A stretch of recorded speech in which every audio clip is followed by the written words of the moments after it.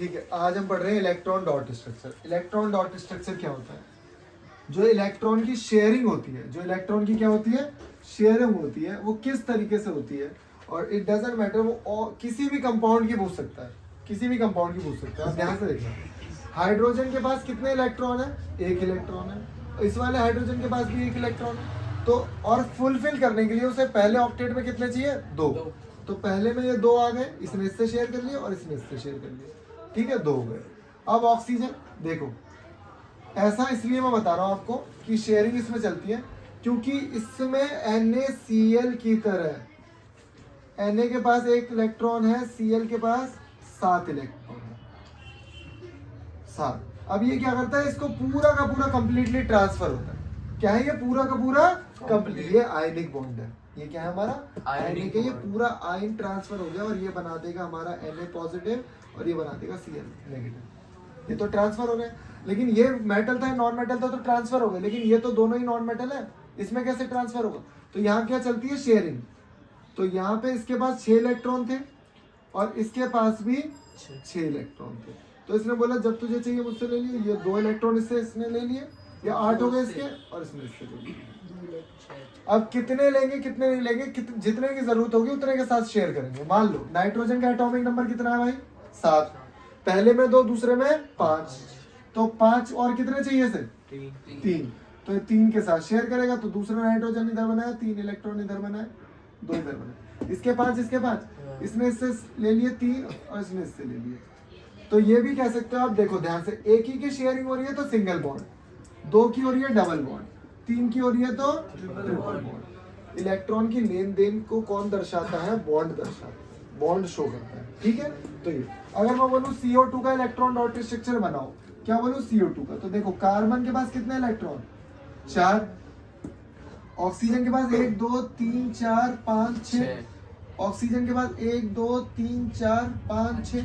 तो ये क्या करेगा? इससे 2 ले लेगा, ये इससे 2 ले लेगा। अब कार्बन को भी तो 8 बनाने अपने पूरे, तो क्या करेगा? उसके 2 बनाने। हाँ, बहुत बढ़िया, क्या बात।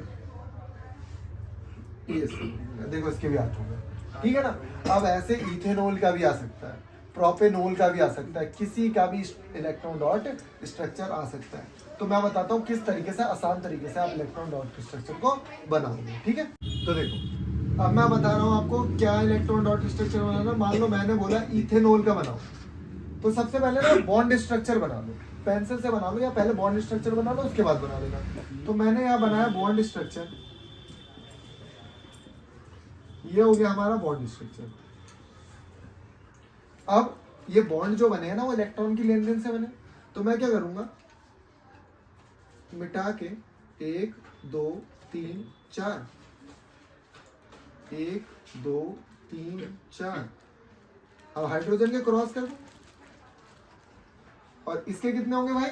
1 2 3 4 5 6। और ये हाइड्रोजन का देखो, इसने इससे 2 ले लिए, इसका काम हो गया भाई। अब इसके 8 करने हैं, 2 2 4 2 6 और 2 8। अब इसको भी 8 करने हैं, 2 2 4 2 6 और 2 ये 13। क्रॉस को थोड़ा सा बाहर कर देते हैं। ठीक है, अब इसे ऑक्सीजन के भी करने हैं, 2 2 4 2 6 2 8। और इस हाइड्रोजन के भी करने हैं। ये इस तरीके से बनाना है। और ये आएगा तो वैसे तो वही आते रहते हैं, ये बहुत रेयरली आता है, लेकिन आने के चांसेस है। इथेनॉल के पहले आप बॉन्ड फॉर्मेशन बना दो पेंसिल से, फिर बॉन्ड को हटा के आप डॉट बना दो उनकी जगह। और 2 डॉट का 1 बॉन्ड है, 2 डॉट का क्या है? 1 बॉन्ड। ऐसी तो है। ठीक है, मैं आपको बताता हूँ आइसोमर क्या होता है। जैसे आपने आइसोबार पढ़े, आइसो का मतलब होता है सेम। आइसो का मतलब क्या होता है? सेम। इसका मतलब इसमें कुछ ना कुछ सिमिलर होगा। जैसे आइसोबार में कुछ सिमिलर था, आइसोमर में कुछ सिमिलर है, और आइसोटोप में कुछ सिमिलर था, वहां एटॉमिक नंबर है, ये सब था ना। अब ऐसे आइसोमर में क्या है?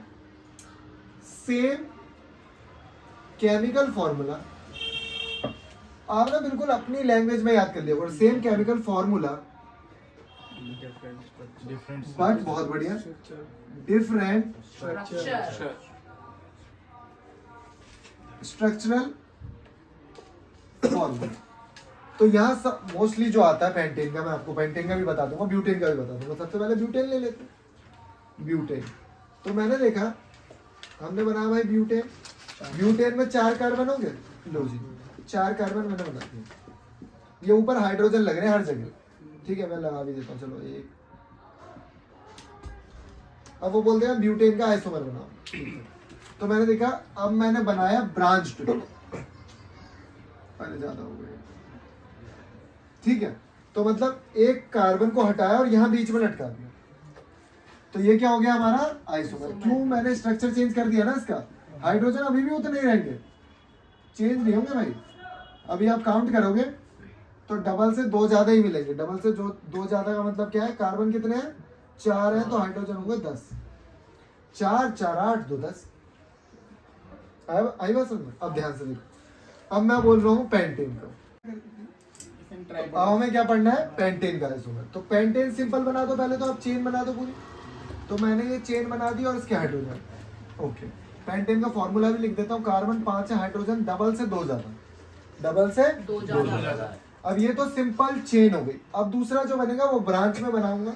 ये देखो यहाँ पे मैंने एक ब्रांच लगा दी, अभी भी हाइड्रोजन उतने ही होंगे, आप यहाँ हाइड्रोजन लगा दो,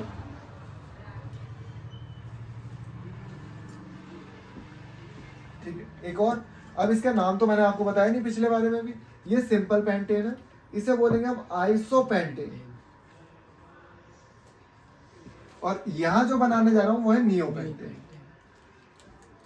मैंने एक बहुत लॉन्ग वीडियो बना रखी है जिसमें मैंने सारी चीजें सिखा रखी हैं, लेकिन अभी सीखने की जरूरत नहीं है, अभी ये रिवीजन क्लास है। क्योंकि अब नियोपेंटेन जो है, एक कार्बन ऊपर लग जाएगा भाई और एक कार्बन नीचे लग जाएगा। अब दिमाग लगाओ, 3 हाइड्रोजन ये रहे, 3 हाइड्रोजन ये रहे, 3 हाइड्रोजन,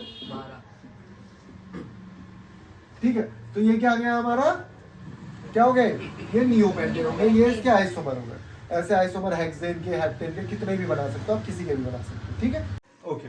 अब एलोट्रॉप्स ऑफ कार्बन क्या होते हैं हमारे, एलोट्रॉप्स का मतलब क्या होता है, जिस भी कंपाउंड की सेम केमिकल, कोई भी कंपाउंड हमें मिल रहा है, अगर उसकी केमिकल प्रॉपर्टीज बिल्कुल सेम है बट फिजिकल प्रॉपर्टीज जो है वो डिफरेंट है। जैसे हमारे पास 3 आइसोटोप है किसके, कार्बन के। पहला क्या है, डायमंड, जो कि हार्ड होता है, उसकी प्रॉपर्टीज आपने पढ़ी होंगी। दूसरा क्या है, ग्रेफाइट, और एक है बकमिंस्टर फ्लोरेंस, ठीक है, उस पर रिसर्च चली रही है अभी, ठीक है। और वो आपके सिलेबस में भी इतना नहीं है, बस इतना याद रखना कि उसमें कार्बन के 60 एटम्स होते हैं, ठीक है, और एक फुटबॉल की तरह होता है, तो एमसीक्यू में वगैरह में आ सकता है। दूसरी चीज, ग्रेफाइट की अच्छी प्रॉपर्टी, इन दोनों का डिफरेंस बहुत ज्यादा इंपॉर्टेंट है, ठीक है, ठीक है। तो अब डायमंड और ग्रेफाइट के यहाँ पे डिफरेंस लिखे हुए हैं। It is the hardest natural substance, और ये क्या है, ग्रेफाइट आपको पता है सॉफ्ट होता है। इसके यूज मैंने बता रखे हैं प्रॉपर, लेकिन अभी यूज पढ़ने की जरूरत नहीं है।